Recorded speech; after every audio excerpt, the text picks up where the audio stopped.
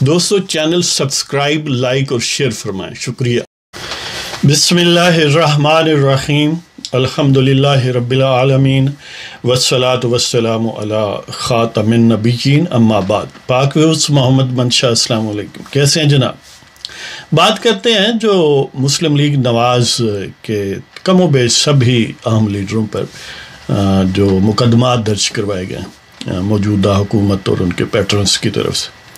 آپ بخوبی یہ جان چکے ہیں کہ شادرہ پولیس اسٹیشن میں ایک شخص نام ہے اس کا بدر رشید ہیرا جی، وہ موجودہ حکومت آپ جانتے ہیں کہ ہیروں کی ہے، اور ہیرا آپ کو پتہ ہے کہ ظاہر ہے ہیرا منڈی میں ہی مل سکتا ہے، یعنی جہاں پر جیمز بکتے ہیں وہ دوسری والی نہیں میں کہہ رہا۔ تو بہرحال وہ سمجھتے ہیں کہ اس حکومت کا آغاز کچھ جی ایچ کیو میں موجود ہیروں نے پاکستان کے خلاف تخریب کاری سے کیا، جن پر سیڈیشن ایکٹ اور ٹریزن کا چارجز ہونا چاہیے، لیکن الٹا انہوں نے دوسروں پر لگائے ہوئے ہیں۔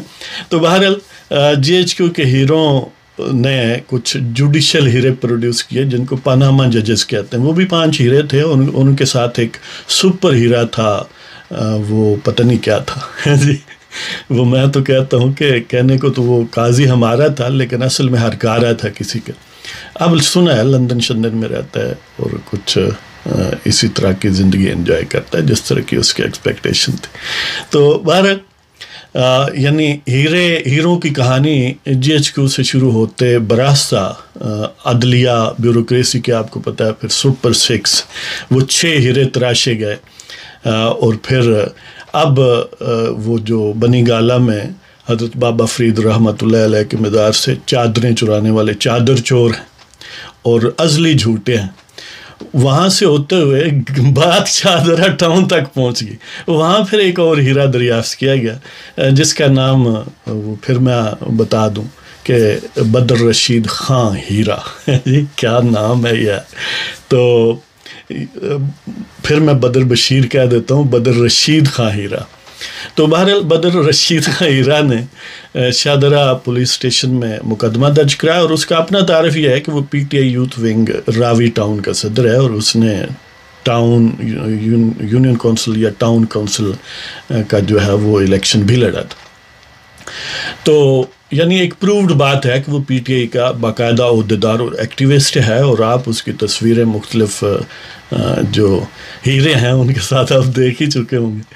تو جو دفعات ان کی مرضی کے مطابق یا جنہوں نے اسے استعمال کیا لگائی گئیں، وہ 2 قوانین کو استعمال کیا گیا، ایک پیکا یعنی پاکستان الیکٹرونک کرائمز ایکٹ 2016، اور دوسرا ہے پاکستان پینل کوڈ، ظاہر ہے وہ وائڈلی یوزڈ ہمیشہ کرائمز کے متعلق۔ تو پیکا کی جو سیکشن ہے وہ 10 لگایا گیا کہ سائبر ٹیرورزم ہے یہ جی۔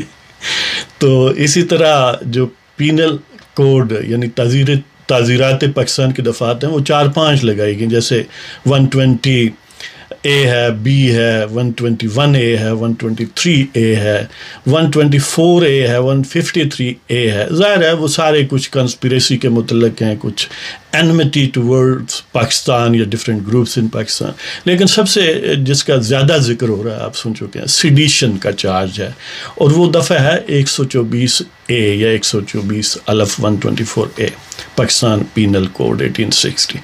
ویسے اوریجنلی اس کے تحت جو سزا تھی نا وہ اپ ٹو 3 ایئرس اور ود فائن تھا، لیکن اس کو بعد میں امینڈ کیا گیا، تو اس وقت اس کی یعنی صورتحال یہ ہے کہ آپ کو سزائے عمر قید بھی ہو سکتی ہے۔ وہ میں آپ کو آپ کی دلچسپی کے لیے پڑھ کے سنا دیتا ہوں کہ 124 اے سیکشن جو ہے پاکستان پینل کوڈ 1860 کا سیڈیشن اس کا عنوان ہے۔ Whoever by words either spoken or written or by signs or by visible representation or otherwise bring or attempts to bring into hatred or contempt or excites or attempts to excite disaffection towards the federal or provincial government established by law shall be punished with imprisonment for life, to which fine may be added, or with imprisonment which may extend to 3 years, to which may be added or with fine. اب یہ بھی ویسے عجیب بات ہے، یعنی اس کو بظاہر پڑھے نا تو اس میں ایک بڑا سیریس نقص ہے، ویسے فار دی سیک آف دلچسپی ہیں جی. اس میں 2 ہی آپشن ہے، یا تو سزائے عمر قید ہو یا اپ ٹو 3 ایئرس ہو، یعنی 4 سال کی سزا نہیں ہوگی، 5 کی نہیں ہوگی، یا 3 سال تک ہوگی، یعنی 3 سال اور اس سے لیس ہو سکتی ہے، یا اگر یہ نہیں ہے 3 سال نہیں ہے تو 4 نہیں ہو سکتی، 5 نہیں ہو سکتی، 3.5 نہیں ہو سکتی، 10 نہیں ہو سکتی، پھر لائف امپریزنمنٹ ہوگی. یعنی یہ کچھ ایسے لاز ہوتے ہیں جن پر کوئی زیادہ توجہ نہیں دیتا، کیونکہ محکمہ زراعت کی جہاں پر توجہ ہوئی قانون بنتے ہیں، اور وہاں انہیں قانون نہ بھی ہو تو ان کا کام تو چل جاتا ہے کہ محکمہ زراعت ہے ظاہر ہے. تو بہرحال اس میں یہ ایک ڈیفیکٹس ہے. تو یہ سیڈیشن کا یا سمجھ لیں کہ بغاوت کا، یعنی وہ جو غداری آتی ہے اصل میں ٹریزن، یا ہیں تو دونوں ایک دوسرے کے قریب، لیکن ٹریزن کانسٹیٹیوشن میں ڈیفائن ہے، اور یہ جو سیڈیشن ہے یہ پاکستان پینل کوڈ میں ڈیفائن ہے. بہرحال مسلم لیگ نواز کے قائد جناب میاں محمد نواز شریف اور باقی سارے لیڈر، یعنی شاہد خاقان عباسی، ایاز صادق، خواجہ سلمان رفیق، سعد رفیق وغیرہ، رانا ثناء اللہ، مریم اورنگزیب، مریم نواز شریف وغیرہ وغیرہ، سب پر ہی مقدمات درج کیے گئے. یعنی سابق وزراء اعظم پر بھی، سابق وزراء اعلیٰ پر بھی، سابق وفاقی وزراء پر بھی، سابق صوبائی وزیروں پر بھی، سابق اسپیکر قومی اسمبلی پر بھی.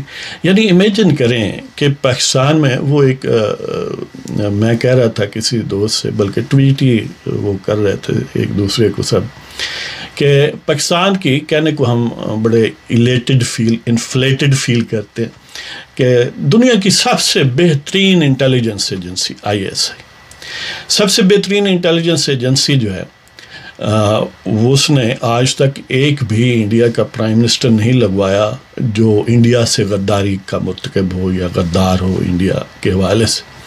لیکن بدترین انٹیلیجنس ایجنسی رہا، اس نے کم و بیش 2 درجن سے زیادہ پرائم منسٹر پاکستان کے لگوائے، یہاں تک کہ ایک پرائم منسٹر کو ملٹیپل ٹائمز تک، یعنی ایک پرسن کو ملٹیپل ٹائمز لگوایا. یعنی دیکھیں نواز شریف غدار ہے، 3 مرتبہ وزیر اعظم بنا، راک ایجنٹ بی تھی تو وہ 2 مرتبہ وزیر اعظم بنی، یہاں تک کہ آپ کو پتہ ہے فاطمہ جناح بھی سیکیورٹی رسک تھا.